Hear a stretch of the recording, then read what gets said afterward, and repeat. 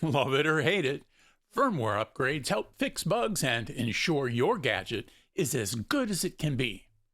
Here's how to upgrade your FTM-500's firmware to the latest version.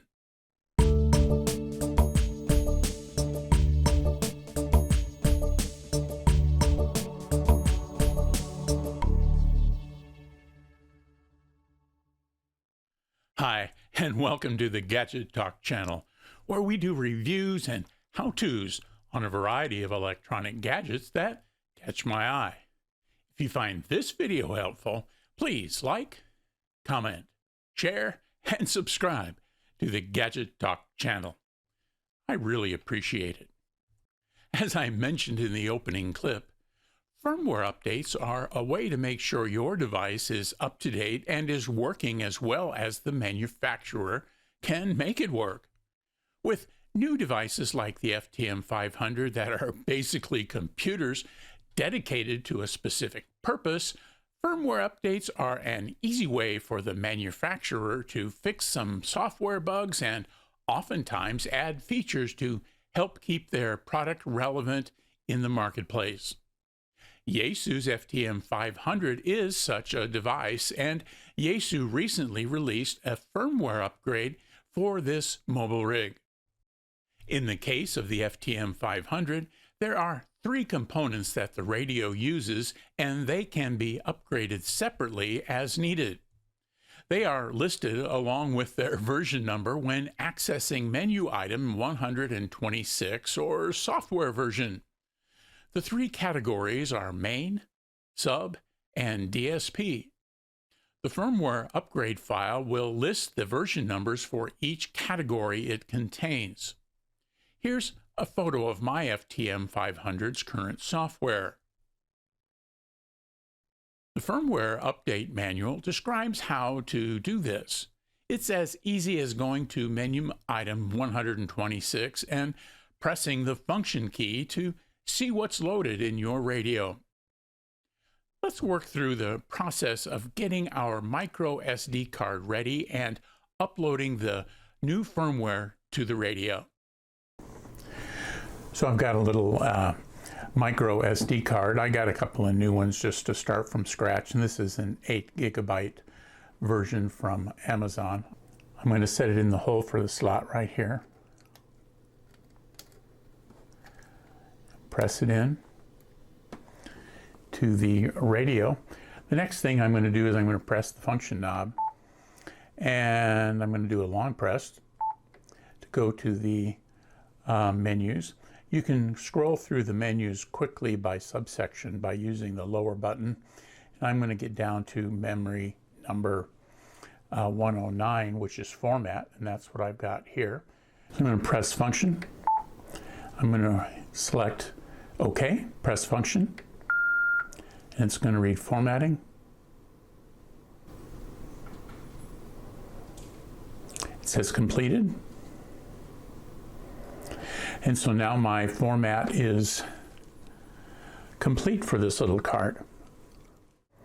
Now, one of the things that's on the front page of the format manual is a notice to back up your radio, because we're going to be resetting it. And so I know in some of the reviews I've seen that's really not addressed, and it's important, especially if you spend a lot of time adding memories and so forth into your radio. So we want to get a backup.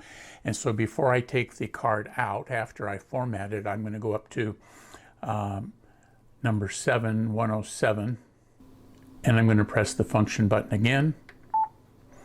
And I want to go to write to the SD card. So I want to put the information on the card from the radio. And I want to put all the information into the card since we're going to be doing a factory reset. So I'm going to press all. Turn the knob, press OK, and it's saving. Now, I don't have much written into the radio right now, so this should not take very long, but it's enough that I wouldn't want to put it in again. It says completed, and we're done. So at this point, we're going to move from the radio to the computer, where we're going to be working with the download files. Now, with the card formatted and the radio backed up, we'll transfer it to our computer and load the proper files. So the first thing we're going to do is we're going to go to the Yaesu website, and we're going to go to the products, and we're going to find the FTM-500DR. We'll click on that. That will open up. We're going to go to Files. And then here we're going to find that we've got USA firmware, we've got other firmware, and the latest firmware information, which is just a small document. So we want the USA firmware. We are looking at the 2023-08 version. And what we're going to do is simply download this. It's important to get the right firmware for the right country. It's explained in the document, so please pay attention to that.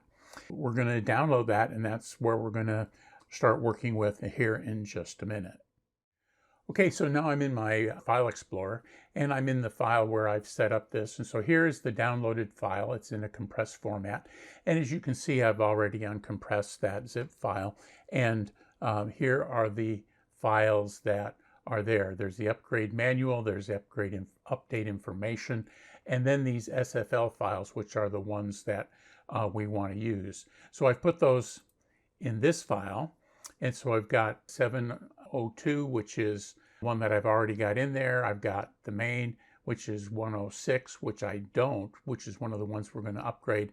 And then we've got the subordinate one, and that's version 102, which again I have in there. But what I am going to do then is put all of these in the SD card, and we'll let the radio sort it out. So we'll highlight each of these. We're going to go down, and then we're going to hit copy. Then we're going to open up my SD card. I'm going to click on FTM-500D. I'm going to come over here, and I'm going to paste those files.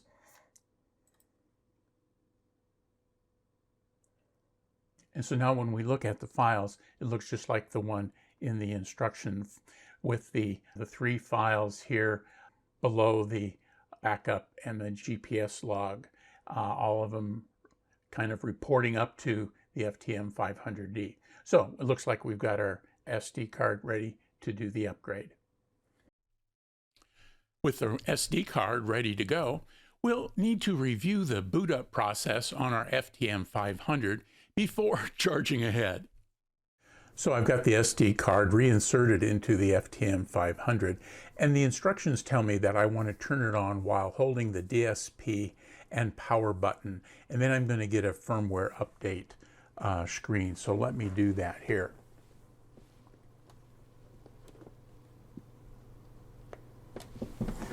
And as you can see, the firmware update screen, in fact, did come up. And so at this point then, I'm going to be looking, it says to insert the SD card, select update, and then press the dial. And so I'm going to do that. And as I said, I have the SD card in it already. Update, as you can see, is highlighted, so I'm going to press the dial.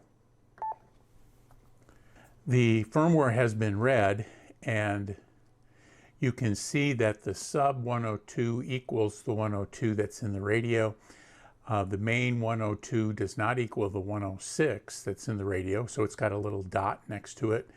And the display is 7.2, and what's in the radio is 7.2.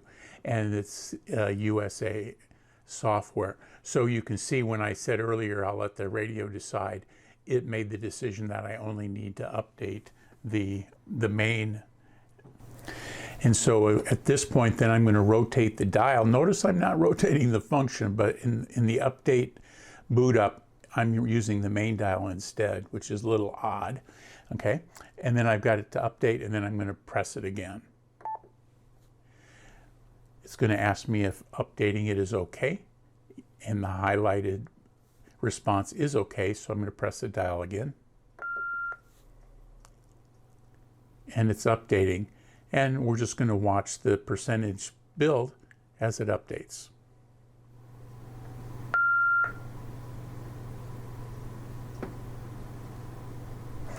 It now says completed. So at this point, we're going to press the knob again to trigger this OK response right here, and the radio should turn off. And it did. So at this point, we want to turn the receiver on. And so we're going to turn it on using the on switch.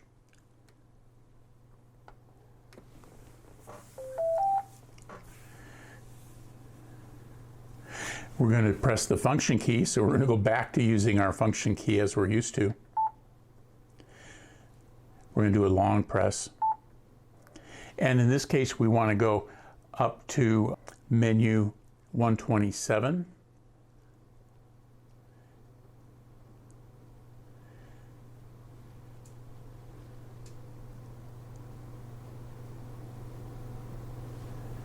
And that's the factory reset. And so we've got the factory reset highlighted, and then I'm going to press the function key to reset it.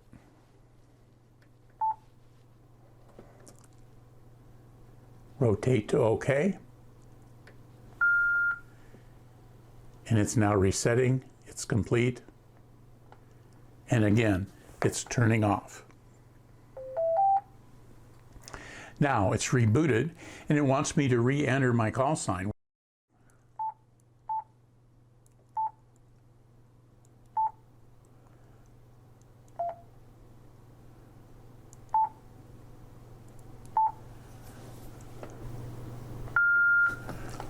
Long press on the function, turns the radio off, it reboots. There's my AA7, and the radio is back to its initial state. Now, the next thing I want to do is reload those memories that I did before. So again, I'm going to press here with the long press to get into my menus. I'm going to use the bottom knob to scroll through to get up quickly through my memories. I'm going to go back to my SD card, and I'm going to go to backup. And this time I want to read from the SD card. Remember, I put that information in the backup folder of the SD card. So I'm going to read from the SD card. I want to read all. Yes. It's loading. It's complete.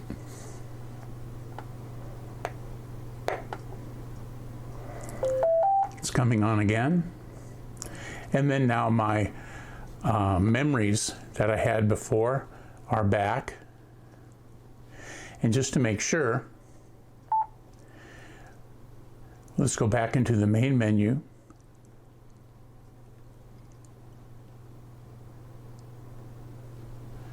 We'll check software version.